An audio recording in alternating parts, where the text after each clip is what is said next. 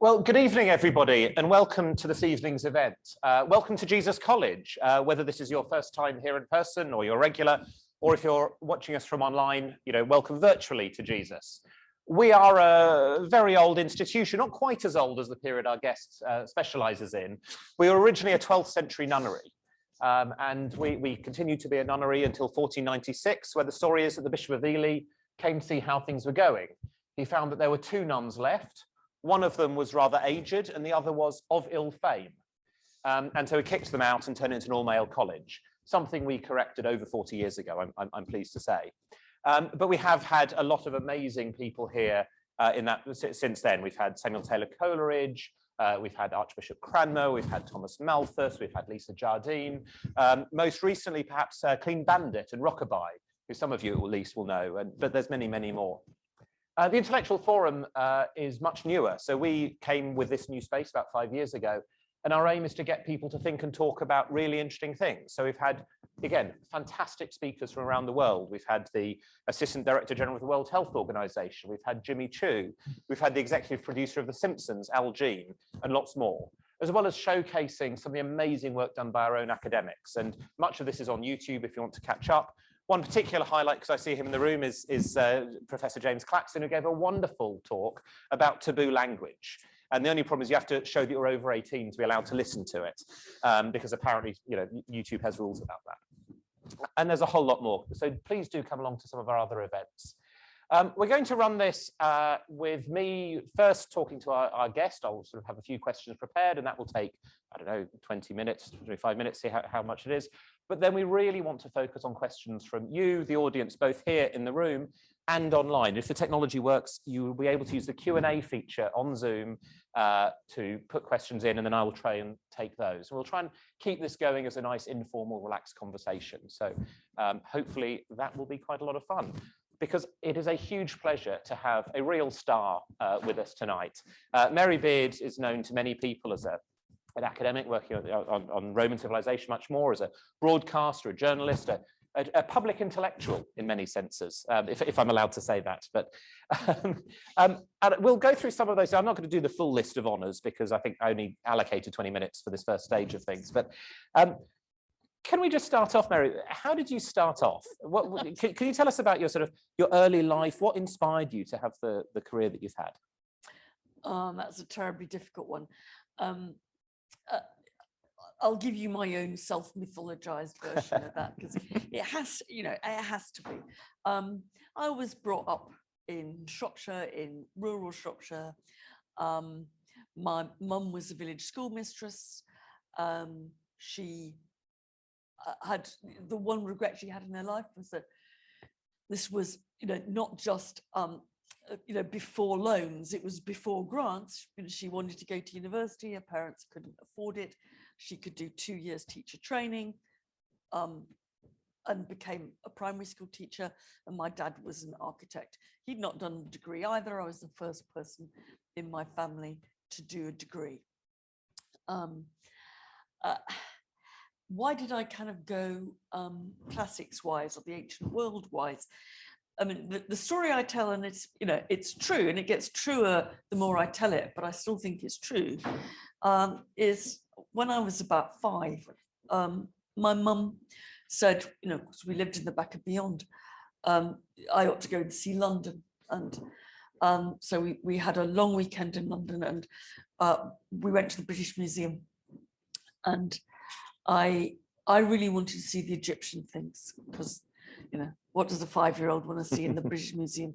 Wants to see the mummies. But I also wanted to see everyday life for some reason, I don't know why.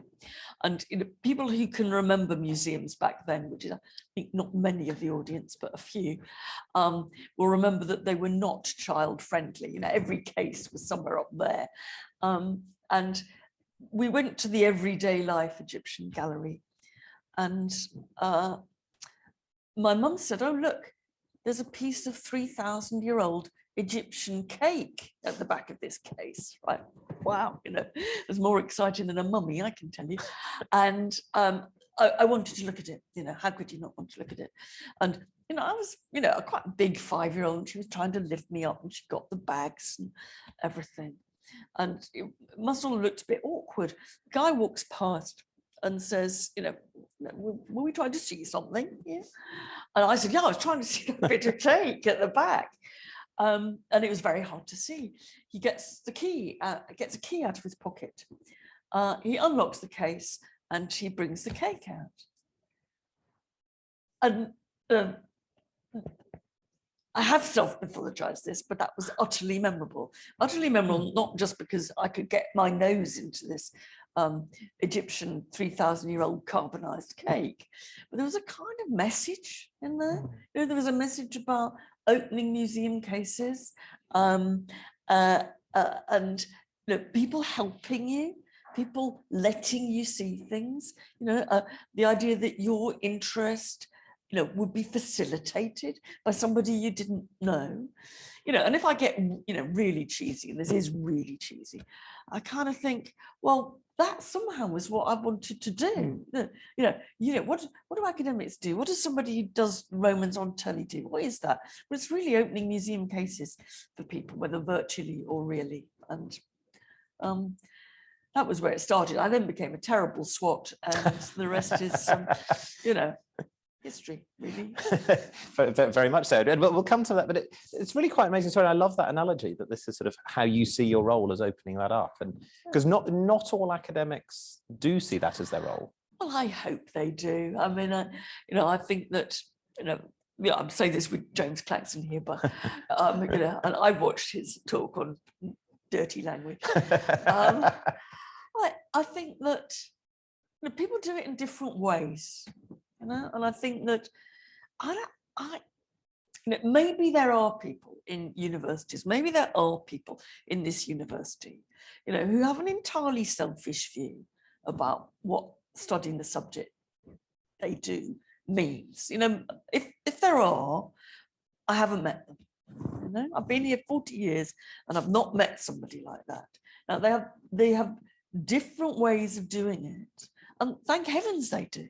You know, because, you know, you don't want every bloody academic in Cambridge just wanting to have a telly program, really, you know, because, you know, A, it would get crowded, but B, you know, there's different ways, and we need to explore those different ways and what it is to open the museum case for people. And that's by writing, it's by talking, it's by the media, it's by teaching. And, you know, I'm retiring at the end of this year, and I think that I'm going to look back on my colleagues as generous people, actually. You know, they don't all do it the same as me. You know, as I say, maybe there are some that go out to the Gog Magog golf club, you know, every Friday afternoon for a very long afternoon. And I think I can name one. It possibly might have been at this college, actually, but a long time ago. But not, you know, I think that academics are a bit maligned for their ivory tower stuff. So when I see stuff on Twitter which says, oh, get back to your Oxbridge ivory tower, I think, blimey, come and see it. Doesn't feel like an ivory tower. So I think that's an invitation to, I mean, people in the room obviously have come here, but if you're watching on Zoom, do come along and have a look, see what it's like. But so when you first came to Cambridge, you know, you said you were a bit of a SWAT, but you came to, you know, and you came to Cambridge. How did you find that experience of coming here for the first time, seeing what it was like there? Absolutely fucking terrifying. Absolutely terrifying. You know, I came and I got the feeling, I was wrong, but I got the feeling that everybody already knew each other. Now, when I came up in 1973, and it was, I think, 12% women students then, it felt a very male, it was very, very white and very male. And, you know, I felt, you know, there were people who'd been at school together, and, you know, I thought, you know, they go to you know, we all know this, we all do these stories, you know, hello, Justin, you know, et cetera, et cetera. You know, I can't remember seeing you since that skiing holiday, you know, there was plenty of that. You know, I think that for me, it was a real provocation. I thought, I'm not going to let these buggers get me down. And a lot of the people that I first started out being terrified of became my best mates and still are. And, I guess, I've been more or less, I've got a half brother, but I'd been more or less an only child. And I was an absolute typical combination of complete anxiety case, but also at some level quite innerly confident. And it was one of the great pleasures in Cambridge in discovering that some of these men and women who seemed so to fit in, actually they were as nervous as I was, and nerves and anxiety takes you in different ways. And when I thought, oh God, I don't know which knife and fork to use, they didn't either, actually. There's only one time I've been totally humiliated on a high table in another college when I was in my 30s, I suppose. And it was a very traditional college. And I took some claret after dinner on high table. And my host says, you've just put your claret in your port glass. And I thought, I was old and wise enough then to think, how bloody rude. Yeah. That is, I'm not being put down by that. I couldn't give a toss whether I had. And you have just been really rude. And it's actually very nice to tell the story now, because I'm getting my own back. He's still alive. I won't ask but there is time for questions for everybody later on, if that's what you want to ask. So you've had academic career, and I'd love to hear how you found the experience of academia. We've touched on that, but you start off with Egypt, Yes. and then In a very Rome. amateurish way. Well, it's admiring the cake. I mean, Yeah. But what grabbed you about Rome? Well, here, let me tell you another kind of bit of, truth combined with mythology. As I said, I was a sort of only child, and I was kind of interested in archaeology. That was that's part where the Egyptian cake comes from. But back in the late 60s, early 70s, it was a different world in archaeology. And, if you were a totally untrained amateur, you could actually go on excavations. You didn't have to have a degree in archaeology. And I came from Shropshire. There was lots of Roman sites. And I kind of managed to sign up for an excavation, and I tell you, it was absolutely amazing, because it was extremely hard work during the day, and it was exciting. I think picking a Roman coin out of the ground when no one's touched it for 2,000 years is pretty damn exciting. But equally exciting was there was a social life. There was sex and drugs and rock and roll, and it was wonderful.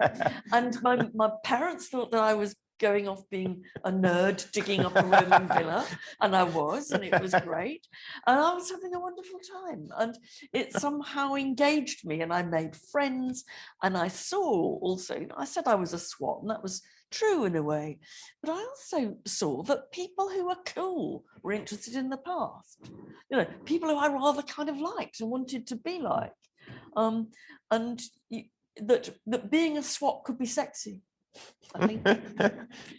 So there's the picture, sexy SWATdom or something like that. And I mean, you've looked at so many different aspects of Rome, and the Roman settlements here, but also elsewhere. And I tell you, I don't do archaeology any longer. It's far too uncomfortable. When did you stop doing it? When I was about 22, I think. I mean, come on. Once you know that you can meet people without and get into pubs without being on a dig, you don't need to go on doing it, digging.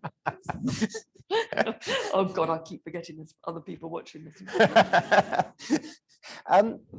Of all of the sites that you've looked at, that you've studied, whether doing the digging or talking about or visiting, do you have a favourite? Oh, it has to be Rome, I think. And that's because why, for me, classics is interesting. Or one of the main reasons, not the only reason. Why ancient history, the ancient world, archaeology, is it's when it's kind of totally bound up and layered with the world in which we live, and it's so there is an excitement, and as I say, when I was doing these digs when I was 17, there is a real excitement to picking the coin out of the ground. I think there's even more of an excitement now for me, to living and working in a city like Rome, which I've done for a bit, where there is a kind of where the ancient world is visibly embedded in the modern, and where people aren't reverent about it, where you can sit on a column and not, it doesn't have a kind of barrier around it saying do not touch. I think what's fun about antiquity is touching it, getting up close, putting your nose in the cake, picking the coin. It's not so much putting on those blue polythene gloves and being very reverent about it. I think I like living with it, and I like having fun with it. And Rome is a great place. You can have, you can sit down and have your picnic. It used to be like that in Stonehenge, let me tell you. I mean, my first memory of Stonehenge is having a picnic on one of those stones that you could then sit on, right? And now you can't even get into the circle. So I like the engagement with antiquity. That's what makes Rome fun. So does that contrast with somewhere like Pompeii, which is a very different experience? Pompeii is a very different experience, and but how could you not like Pompeii? But thank God no one's asking you to live there. If you kind of, I mean, what's fun about Rome is you can live in it. You go to the restaurant, and in the basement of the restaurant, there are the foundations of the Theatre of Pompeii or whatever. Pompeii is great, and Pompeii's been very good to me, but suppose I feel about that is that it's both the only place where you can, in some sense, walk into the ancient world. Literally, you go to a street, and the only thing is the ancient world and you. I've also come to see that it's also a bit of a stage set. It's a bit of a recon.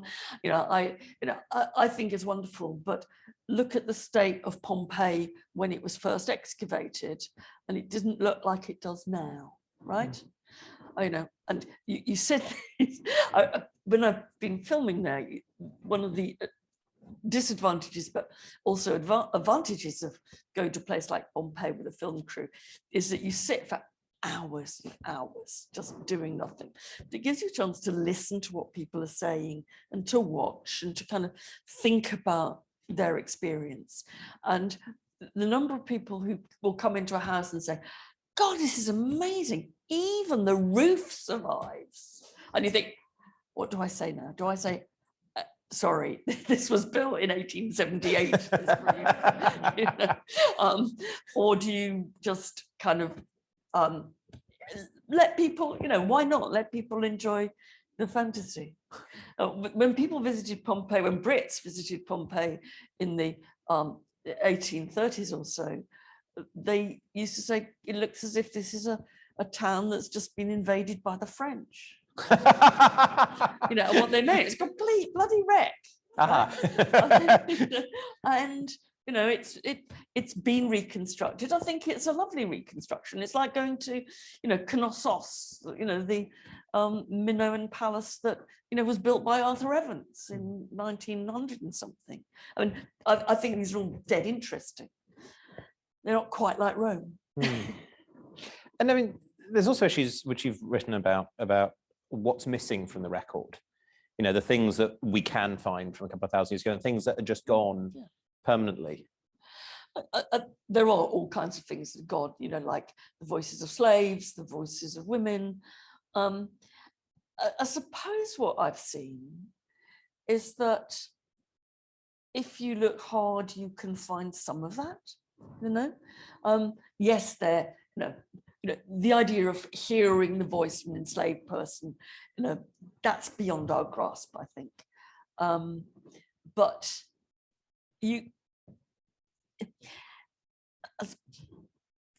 I think that if you keep your eyes open, you can start to get a glimpse of different perspectives. And why when people say, oh God, studying the ancient Romans, it's all dead white European men. That's only because we're blind to the other things. And I think that there is a kind of multiculturalism about the Roman world. There are traces of that. There are traces of different perspectives. There are voices that you can hear, from people's, simple tombstones that makes the ancient world, the Roman world, a more variegated place. I mean, I still think that, it's, if your one ambition in life was to study the original autobiographical voices of women, for example, then the Roman world would be a damn silly place to choose to go and do it, But that doesn't mean that you can't repopulate it much, much more variegatedly than I was taught to do when I was an undergraduate, honestly. And has the whole field changed in terms of accepting this, or is it still a minority sport to be interested in? No, I think the whole field's changed. I mean, I think that if you looked at at what we didn't see when I was an undergraduate, it was 95% of the Roman world, and okay, we've probably got a long way to go. It's probably now 50% of the Roman world, and some of that is forever irrecoverable. But I think that looking back from now to the 1970s, when I was a student and and both enjoying Cambridge as it then was for all its awfulness, and also studying the ancient world, there's been a revolution. It's been a complete revolution in both, and we've got loads and loads more to do.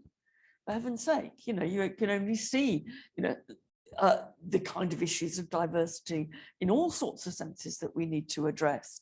But still, going back to 1973, I tell you, you'd be shocked. Mm. Now, we touched slightly on your sort of broadcasting journalism work, and you have done. I mean, you talk about how academics communicate. You are quite exceptional how much of that you've managed to do. How did you get started in it? How did you have the confidence to be able to do that? Pompeii, it's obvious. I said Pompeii had been good to me. It was in a very practical way good to me. That I've only done it just over 10 years. Just over about 10 years ago, quite soon after my book on Pompeii came out, there was a controller of BBC Two, a woman called Janice Hadlow, who was looking for women documentary presenters, older women documentary presenters, and also people who knew what they were talking about. I mean, so she was trying to, she herself was doing a PhD in history, and she wanted to find historians to present things. And I kind of got summoned, and I was naive, wanted a day out, and if the controller of BBC Two says, come and talk to me about, you go, right? And she said she'd read my book and she thought we could do a great documentary on Pompeii. And I kind of first of all said I didn't want to do it. Right? I thought, I was right. I said, it takes so much time. It's so time consuming. Don't think I've got the patience to do this. And, I'm busy. I don't want to do this. I also said that there'd be certain TV critics who think I was terrible and didn't look right for TV. I was right on that. Janice said, stop being such a bloody hypocrite. So I've read stuff by you in which you say old wrinkly men are on telly everywhere, old wrinkly women aren't. Now I'm offering you a chance to do it. You're not going to, right? Okay. And I was snookered. And I found I enjoyed it. And I mean, I was absolutely right to think that it had extreme longueurs, sitting around while, eager directors photograph birds for an hour and a half. But it was very interesting. It was, I learned a lot about how to put over the ancient world from talking to the people I worked on telly with, and I found it an interesting challenge. My view, it isn't dumbing down. I think that what I do on telly has got the same basic arguments as what I give to undergraduates or graduate students, but you might do it a different way. And I learned about presenting for clever people who didn't necessarily have a background in the subject in a way that nobody has taught me as well.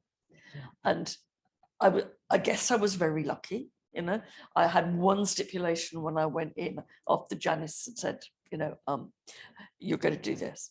I said, there's going to be no dressing up, no recon, no CGI, we're going to let the Romans reconstruct themselves. And that was fine. And I worked with, that ruled out quite a lot of directors. But I remember some things I've learned about putting stuff over that, where I've just been humbled. I mean, I'll give you one example and shut up. But it was one point in one program where we wanted to explain the division of the Roman world into 4 parts in late antiquity, right? And the woman I was working with said, I know what we're going to do. We're going to get a pizza, right? We're going to get a pizza and we're going to cut it into 4, right? And I said, you must be bloody joking. I am not, explaining the, the division of the Roman world into 4 with a fucking pizza, right? I said, she said, all right, Mary, do it your way, right? Do it your way. And so I went into some vast building in Trier, the Basilica in Trier. She said, you explain it how you'd like to, right? So I started off, saying, no, actually it was very interesting. The Roman world was divided into 4 and there was one capital was, and after about 20 seconds, I said, you win. I was so boring. I was so incredibly boring that no one could listen to it. She said, right, I've got the pizza book. And we went off and I did it with a pizza. People still remember. They say, God, it was so brilliant the way that you explained the division of the Roman Empire by a pizza. And I am very honest when I say I didn't want to do it, but it was right. Sorry. So you've published a lot. You've written, I lose track of exactly how many books. One I want to pick up on was 2017, Women and Power. I think it was 2017, the manifesto, where I'll let you describe, what it was. But I'd love to know how much impact you think that had and whether it's changed power dynamics. I don't think it's changed much. I mean, that would be lovely, wouldn't it? To think you write a book which would change something. I think it was all a bit serendipitous. I wrote a book which really put together 2 lectures I'd given for the London Review of Books. One in about the voice of women, talking about why women cannot speak. And put that's in inverted commas, and how people hear the authority or refuse to hear the authority in women's voices, and one rather more generally about what how you put women together with power, and whether on current definitions of power you can marry that in the way that we'd want to. When it was suggested I should publish them again, I mean, I'm hopeless at this. I said I thought it would be a complete waste of time. I mean, you can get them on the London Review Books website. I said, so why would you need to publish them? Well, that was wrong because they were published quite cheaply and they got into the hands of a lot of people. I think there's a couple of things about it really that made a difference. I think that a lot of modern feminism and feminist writing that I read is extremely technical, you know, and it's very, very interesting, but it's quite up itself in a way. And it certainly doesn't feel, you know, that it's talking to the concerns of ordinary people. It feels very philosophical. I happen to be interested in it, but you wouldn't give it as a Christmas present. You know, Judith Butler does not get given as a Christmas present, you know? And I thought it was quite interesting to address, as it were, a general audience, not using that, but trying to think about, you know, a broadly feminist take, a slightly old-fashioned feminist take, I think, in ways that kind of opened people's eyes. And I think it did open people's eyes, and I know that because people stop me and say, oh, I gave it to my son, you know, it's always kind of nice. You know, obviously you get an unrealistic view because not many people on the train come up and say, God, I thought that was a terrible book you wrote. You know, so you tend to get a view which is self-reinforcing. But it sold a lot of copies, and I think it was helpful in terms of really opening up a historical dimension to the idea of women's power or powerlessness or voicelessness. And you know, the book starts with Homer's Odyssey. Yeah. And it starts with Penelope, Odysseus's wife, being told to shut up by her adolescent son. And it kind of hit a chord with people. You'd say that, you know, women have been being told to shut up by boys since about 800 BC, you know, at the latest. You know, that's when we can first see it. And it was, I think, historically mind-opening. Whether it changes anything, you know, it's called, the publishers called it a manifesto. I said, it's not a manifesto. I don't know what you do when you've read this. I mean, there isn't kind of, and thus, you know, there are 5 points in my manifesto. There are just kind of ideas. Really. I was wondering where the manifesto bit came in from. But, not me. I said it was stupid. I don't know if you had a chance to see today Tory MP Nick Fletcher talking about how there aren't any role models for boys now that Doctor Who's a female, and that's why we're seeing young men go into crime. I don't know if you've had a chance to see it or have any thoughts on it. I heard this poor lad, as I call him because he is a lad to me, saying, and I had a tiny bit of sympathy that he'd been trying to make a more complicated argument than that, but it just came out as, you know, boys have mental health issues because Doctor Who's a woman. I think that there is nothing in his point. I mean, you know, and I think somehow if kind of feminism in my sort of sense, my sort of practical sense of the word, has got anything going for it, it's about helping men as well as women. You know, it's about helping the world. And, you know, you still, okay, I don't go to primary school playgrounds very often, but I do a bit, and you know, you can still go to a primary school playground and you can see some little lad tripping over, and you can see the playground assistant saying, big boys don't cry. You know, they still say that.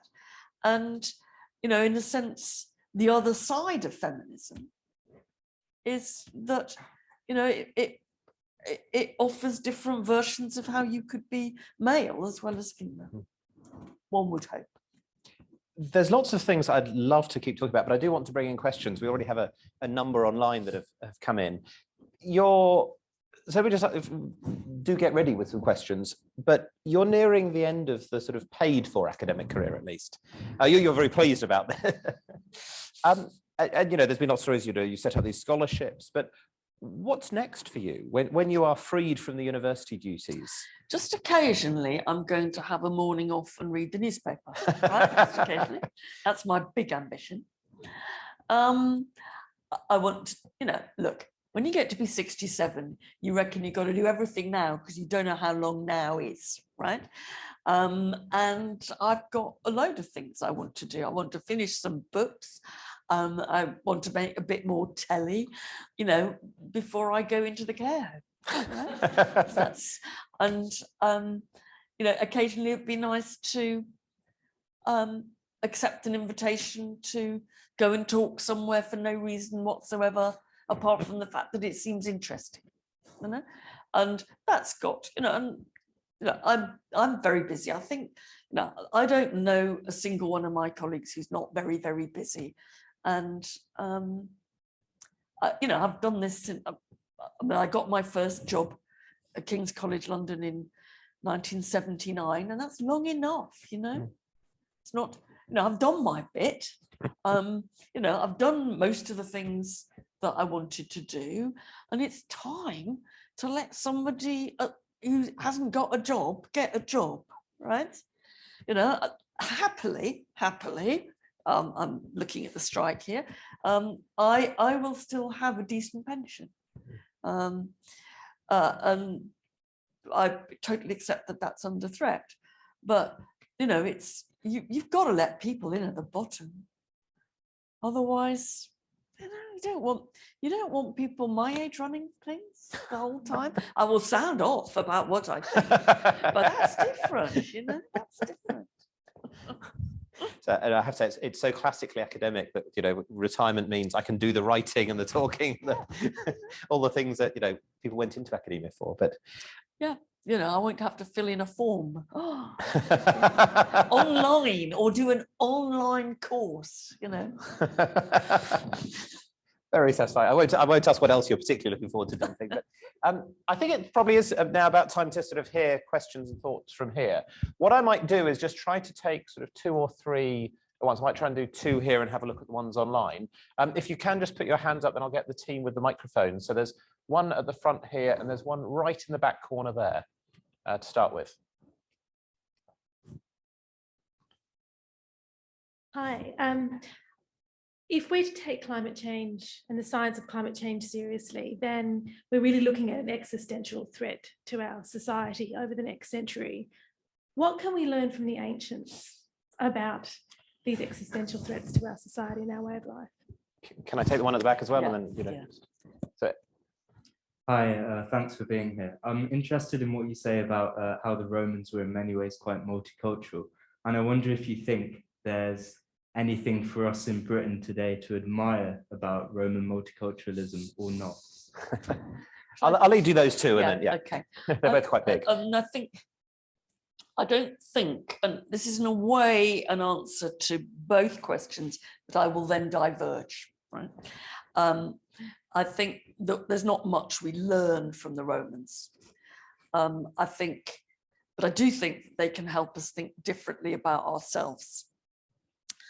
I think in terms of climate change, and I absolutely take the point about the existential threat. I'm afraid I think the Romans are completely useless.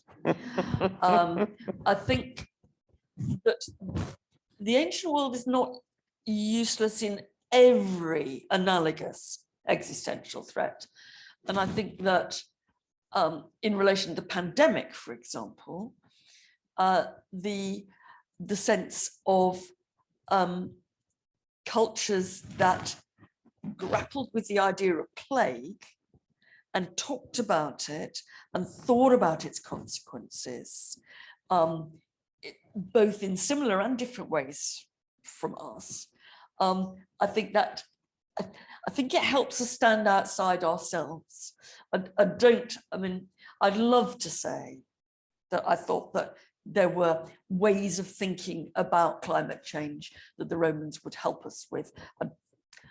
I don't honestly think there are, though, let me remind everybody that first work of Western literature, the Iliad, begins with a pandemic, right? So, and the Western literature, at least, is inseparable from contagion. And I think that helps us think through that one, but don't think it helps us through climate change. In terms of multiculturalism, I don't think that the Romans were good liberals. You know, I don't think they're sitting around saying, I think we want a multicultural society, don't we, Romulus, you know? I think, however, where I have found it helpful two ways. One is a kind of general way. And this, I'm thinking about Rome here rather than ancient Greece. I'm sure you could do some similar things. I think that the Roman Empire was nasty, exploitative, and brutal. That goes, I'm taking that for granted. Nevertheless, I think it's very interesting to see an imperial system that believes itself to be founded on migration and mobility. That, who founds Rome? Right, well, is it the war refugee Aeneas coming from Troy? That's one way of seeing it. Or is it the figure of Romulus, who, by the way, kills his twin Remus, but says that his city will welcome anybody to it as an asylum? Right? Now, we don't want to grow up to be like Rome, but the idea of seeing and thinking about a culture which saw itself always as somehow incorporating the foreign in inverted commas, I think is quite instructive, even if it's not a lesson. I think in terms of a more parochial vision of that, one which proves to be surprisingly contentious, is that it is absolutely clear, not that the society of Roman Britain was a racially mixed society in the ways that we might think of that, but it is absolutely clear that there were people of colour in Britain since at least the 1st century BC. I mean, there were people of colour were in Britain before the English were in Britain. What I think is extremely interesting about that is how resistant people are to that idea, even when you show it. Even when you show it in literary texts, or you show it in the very likely skeletal and biologically analysed remains. The idea of Roman Britain not being white, and that is certainly the case, there is no doubt whatsoever, is one that people, will have won something when people accept that. So there the Romans are teaching us something. I was just thinking about the comparisons between what you're saying about how Rome was set up and some of the founding issues in the US, and bring us your huddled masses, which yes. I'm not sure that they've always quite meant. But it takes me on to a question. We have, I think, sort of 18 questions now online, so we're not going to get through all. We're not going to get through all of them. Don't worry. but it does relate to a question from Naomi Allman. What's your opinion on images of mythological women being used to vilify women in the media? I'm primarily thinking about the images of Trump as Perseus and Hillary Clinton as Medusa in the 2016 US election. Yeah. I thought one of the most extraordinary and actually shocking images from the Trump election was something, was a set of images that this is referring to, that Trump may not himself have sponsored, but certainly were used by those supporting his campaign. And the particular image that we're talking about here is an image of the Greek warrior hero, in inverted commas, Perseus. And he's holding up, as in Greek mythology, as you can see in the famous statue in the Piazza della Signoria in Florence, he is holding up the severed head of the Gorgon, snaky-locked Gorgon Medusa, except in this case, the features are those of Hillary Clinton. One thing shocked me particularly about this was that when Kathy Griffin, the American comedian, did a photo shoot in which she held up the severed head of Donald Trump, she was sacked. You know, she was held up at US borders. She wasn't allowed to board a plane, and she lost her job. And you think the extraordinary double standard there, and the extraordinary use of a famous but not, you know, not that well-known bit of Greek mythology. I mean, part of me felt, God, you know, if you go out in the street, even in Cambridge, and say, could you tell me the story of Perseus and Medusa? People would say, you what, you know? They actually, everybody got what that image meant. And I think it's, you know, it shows the continued resonance of Greek mythology, and it shows Greek mythology still being used for what Greek mythology has always been used for, which is putting down women. You know, it's not, this was, you know, in some ways, the Trump supporters were on message, you know, because it was never a feminist myth. You know, it was always about cutting off women's heads, you know. On that note, are there more questions? There's one at the back there and one over there. Okay. Hi, thanks. You talk in Women in Power about, at the end, about how if women are to hold powerful positions, perhaps we need to redefine what power actually means. So I was just wondering if you could maybe expand on what you think female empowerment does mean, or what we could redefine power to mean, so that women can then hold positions of power. Should we get the other one, and then I'll, yes, I'll have a chance to think. As someone who was a first-generation student yourself, what advice would you give to someone who is a first-generation student and maybe feels like Cambridge is a completely different world to what they're used to? Right. Okay. I'll start with the stuff about redefining power. You know, when I said this wasn't a manifesto, even though the publishers had called it a manifesto, that was partly my hesitancy, was partly recognizing that I didn't have an answer to that. You know, it somehow that ought to have been the start of saying, and right, this is what we do. And I saw the logic very clearly, that you know, you have on one side you have women being, and I think other marginalized groups being put into the position of actually mimicking a kind of particular version of maleness, whether that's in terms of lowering their voices or dressing like a man or talking posh or whatever, in order to get on. And so the power comes at the cost of always being an actor, in never talking yourself, always aping someone. Versus saying, well, if that's the case, if we don't want that, then we have to rethink what power might be, so that there were different ways in which women could engage themselves and be engaged.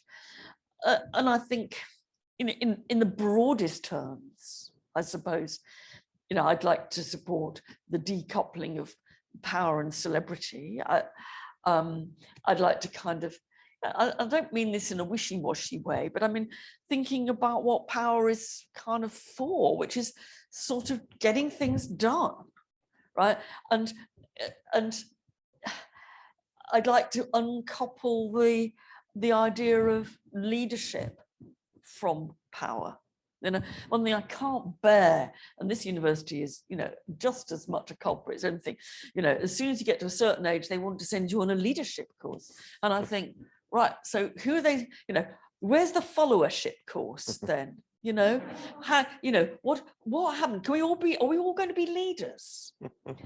And what do we need to think through those kind of hierarchies? And the only example that I could even begin to think of that was different from the traditional And I think it's changed now.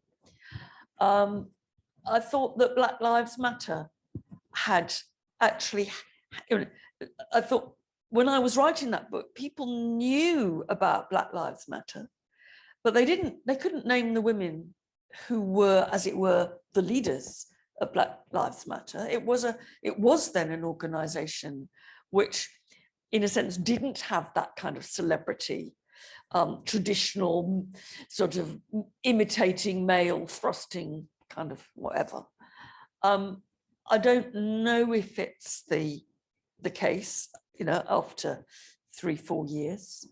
But I thought, see, somebody said when I showed them the manuscript, you've got to find some example, and where things might be being done differently, and that was the best, and I think rightly, actually, the best that I could find. But I think it's, difficult, and I think that,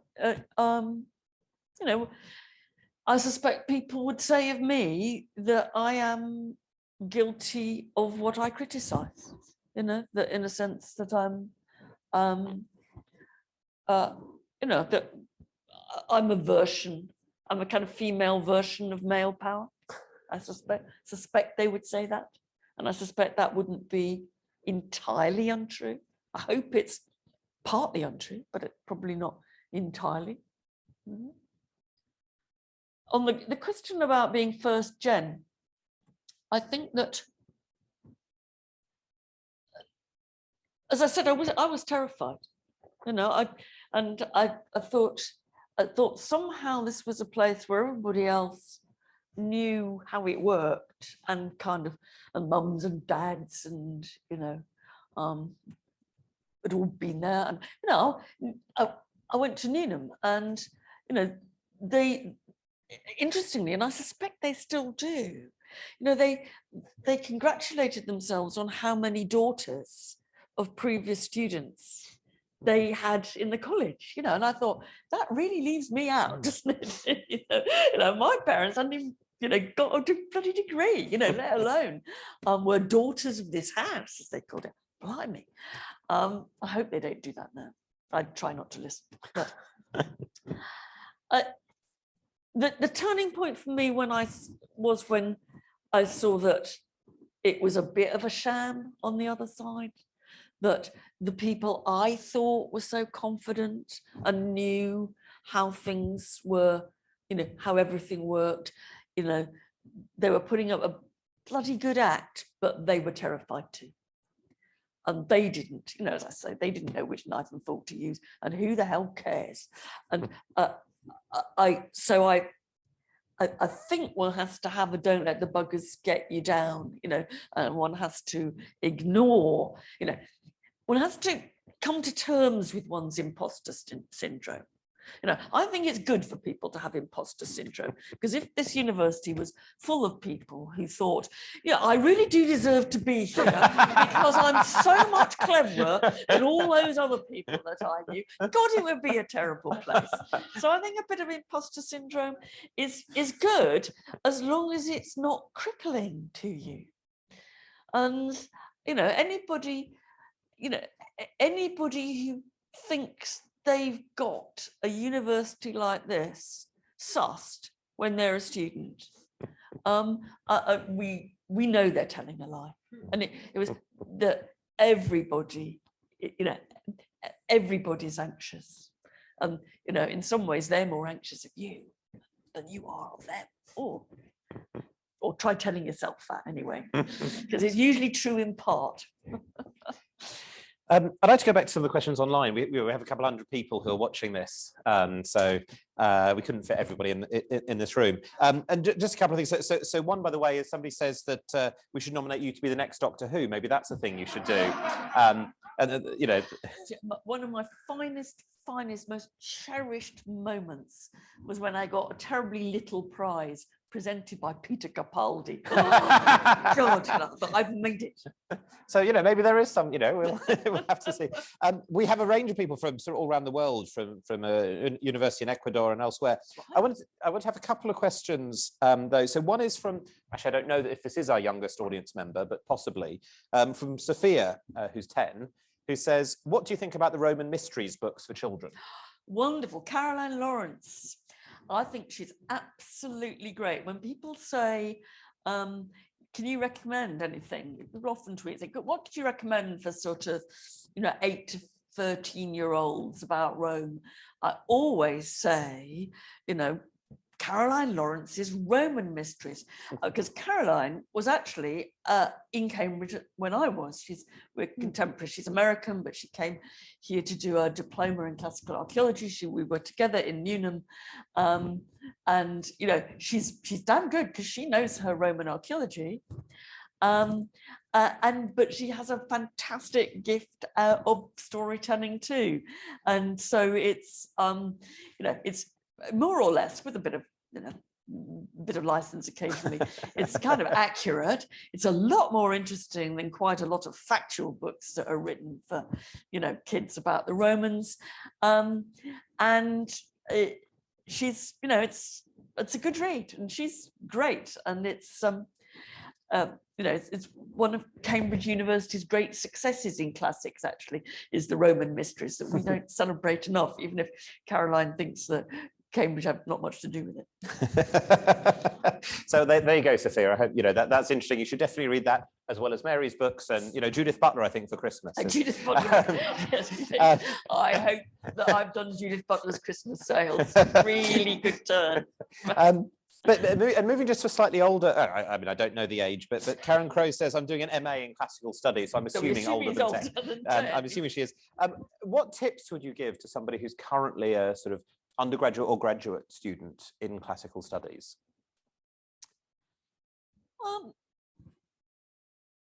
Try to find out what you enjoy about doing it, because I think doing any degree, I think, has its downsides, on a day-to-day basis, and again, it's a bit like what I was saying to you. If every student at undergraduate or master's level went through smiling every day, never thought I can't do this, never got upset, never cried because they couldn't write the essay, I think that they were not telling the truth. Honestly, they were pretending. I think what is important, however, given that I think that's inevitable, because if you're really thinking hard, it hurts. If you're trying to push yourself beyond what you feel comfortable with and really kind of get there, it's very painful to do that. And unless you actually have fun with it too, unless you can see what is fun and worthwhile and interesting, you won't, in the end, you won't want to last the course. So I think it's being able really to balance up the pain, and there is pain. If you're doing it properly, it's painful. Like writing is painful. It's just and it is for everybody. Anybody who says, "Oh, I find it very easy to write," a chapter, you think it's crap. Then it's crap. You find it easy, crap.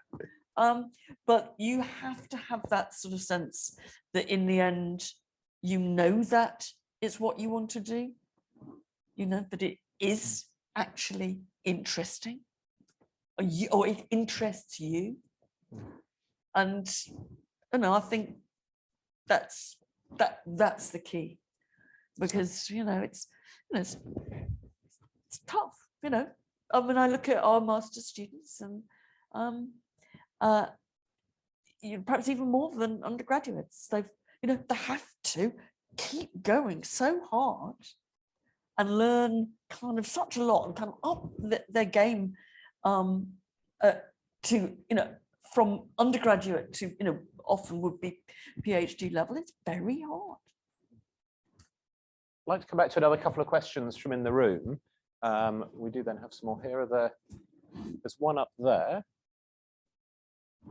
If you can reach there. Yep.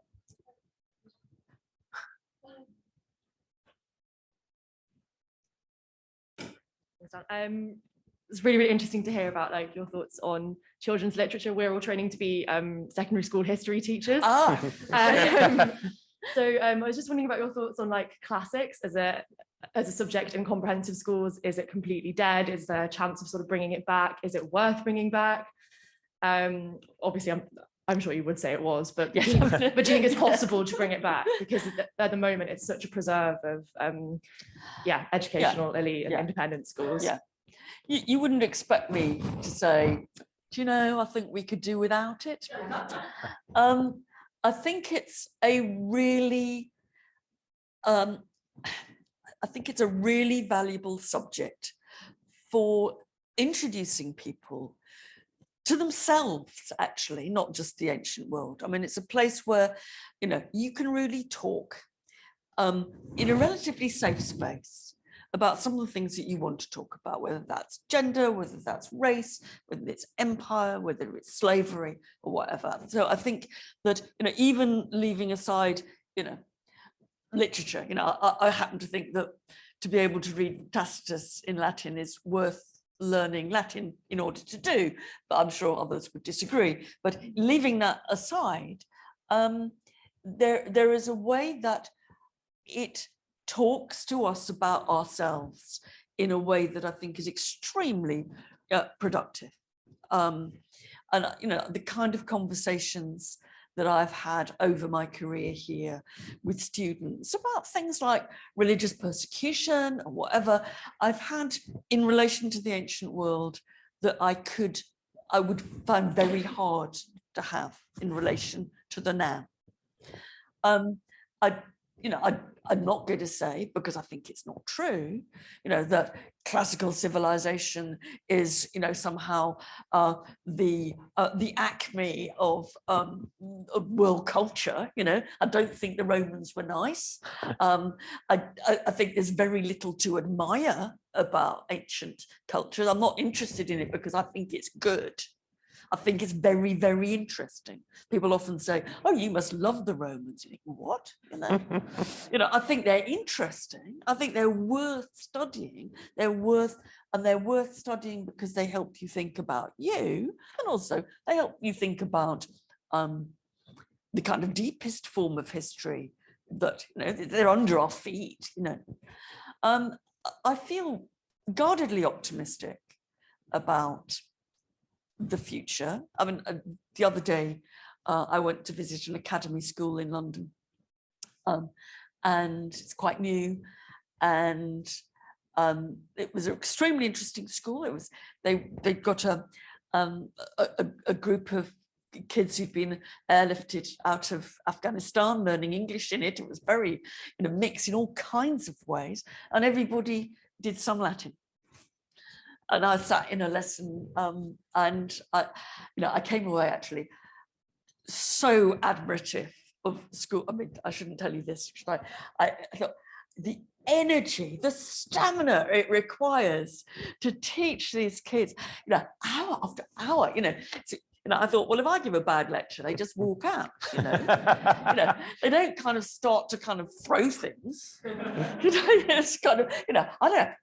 You know, a group of 20, 14-year-old boys, blimey. But I think it's rumours of classics' death are greatly exaggerated. And, you know, to some extent, classics has always said it was dying, you know.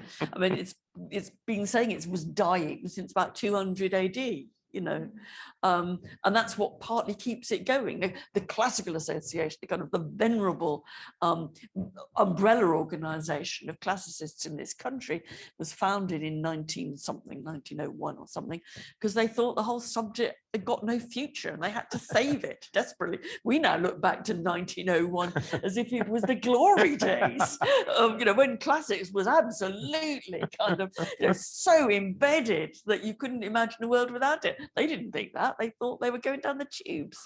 So I mean, I think that there is classics kind of tends to self-flagellate on its own imminent demise. And I hope it doesn't prove to be true this time. Was there another question?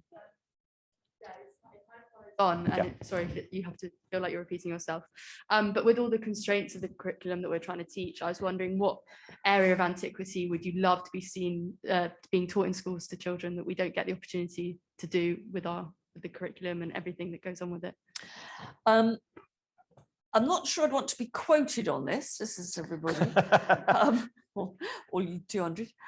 I think one of the things that we don't get across is that Latin goes on being a language of literature and culture right up to the 18th century.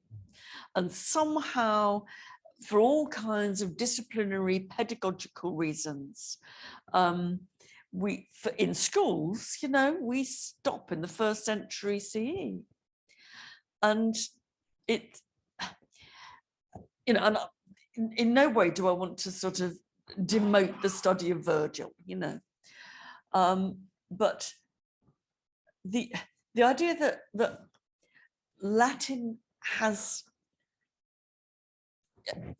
is important, you know, right through to debates in the 18th century about slavery being conducted both by slaves and by others in Latin. And that a lot of this is not translated, and it is a way of talking about things that lasted not as a. No, I'm not talking here about the kind of the slightly fey Finnish people who do the news in Latin every week, you know, not as a kind of, not as a spoof, you know, but as a way of communication. It was, you know, we've got 2,000 years of it. And we don't let our kids know that. We do get beyond the 1st century because we get into the 2nd century because we occasionally read Tacitus. But you know, I think we might kind of shake up the time periods a bit. So as I said, we had questions from Peru, from Ecuador, making lots of positive comments about it as well. We've got one from Russia, from Red Cosmonaut, which may or may not be their real name. Just somewhat quickly, what's the single best story or text from the ancient world in the original Latin or Greek? Why? Oh, well, best. I don't know about best, but let me use one that makes me laugh. You know, I think that's and was most surprising to me when I found it, and that is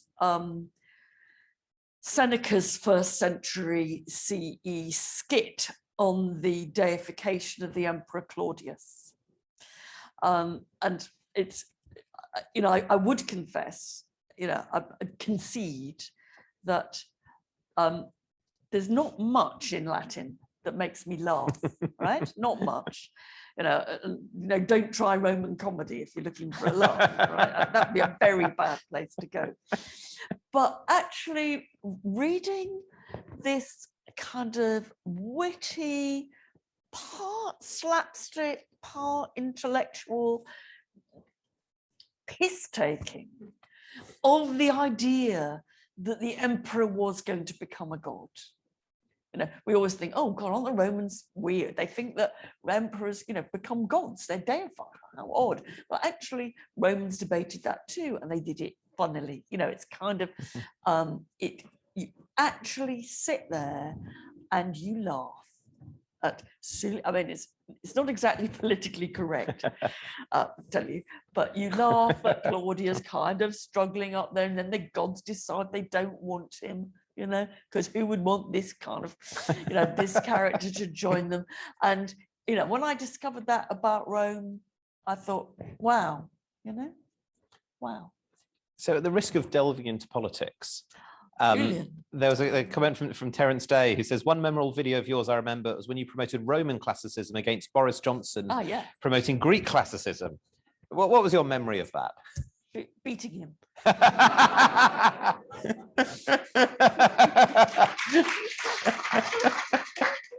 It was extremely funny. It was a charity gig. I got quite a lot of flack, you know, oh God, how can you do this? Is really bringing classics down. You know, what a stupid thing. It was in aid of the excellent charity Classics for All. And so it was and it raised quite a lot of money. And to be fair to Johnson, he was, you know, he was a reasonable sport in doing it, and he was taking the Greek side and I was taking the Roman side. And I don't often really want to win, you know. But on this occasion, the amount of prep I did, I thought, I can't win on repartee. You know, you can't beat him on that kind of boyish Union style. I couldn't beat him. So I thought, I've got to be kind of like Demosthenes, and I've got to win on preparation. So I looked, I sat at my laptop and I looked at all the little speeches he'd given about the Greeks, which there are quite a few. And I thought, he's not got the time to get any new stuff. Right, so it'll be a confection of his old stuff. So I took notes, and I beat the bugger. I was really pleased. He'd probably say it was cheating to actually do some preparation for a speech, but that's right.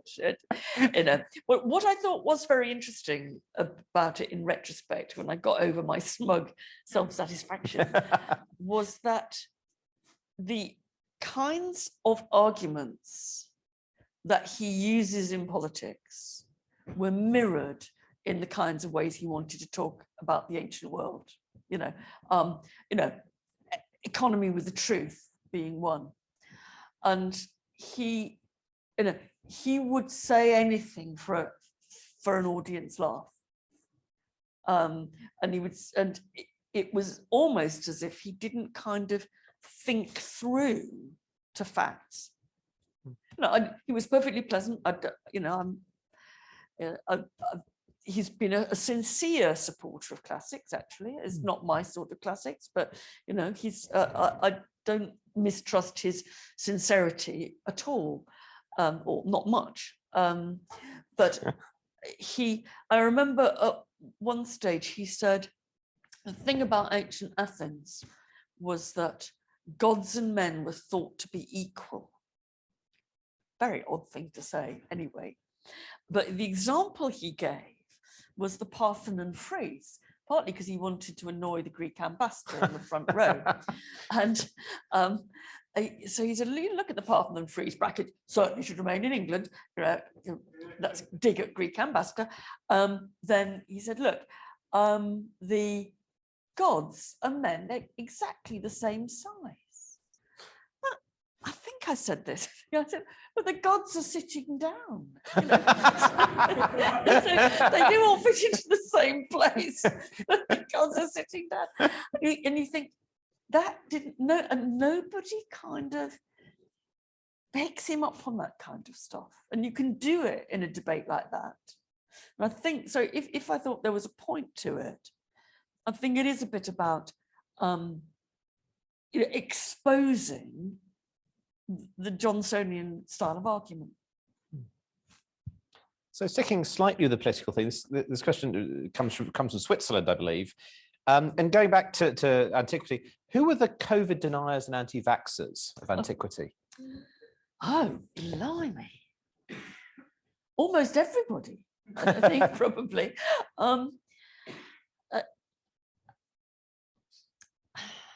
Oh God, James, what would you say to that? Sorry. Have you got an answer to that? I think you'd have to unpick it, wouldn't you? And you'd have to say,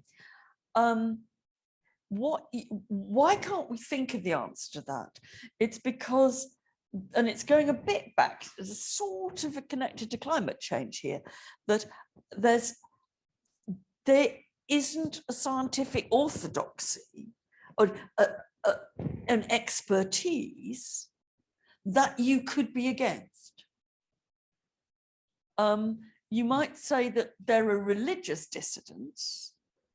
So you might want to say, oh, look at the Epicureans, you know, that they it's not that they don't believe in God, but they don't believe that God has any interest in humans. Now, people do treat them sometimes a bit like anti-vaxxers, but there isn't that kind of, there isn't a body of knowledge. Christians, yes, okay, no, Christians, no, that's a much better answer, much better answer, much better than Epicureans, Christians, yes. You heard it here first. Christians are the. Do we have any final questions in the room? There are quite a lot online. So there's one over there, one right at the back, and I'll fit in, I think, maybe only one more online. Yeah. Hey, so I'm just wondering, at the very beginning, you were kind of talking about not wanting to work with a director who was wanting to do like recon and like dramatizations and stuff. I'm just wondering why. Should I take the other one? Yes, let's take the second. Yes, and then. I mean, at some point you might want to leave and do something else this evening. And my question is that upon retirement, what exciting, hot, juicy topic you can't wait to get your teeth into? Is there any new areas that you're looking forward to? Oh, right. But let me start on recon. I suppose I have to say that I think television is a place in which many flowers should bloom. And the fact that I won't do recon does not mean that I think no one should ever be allowed to do it.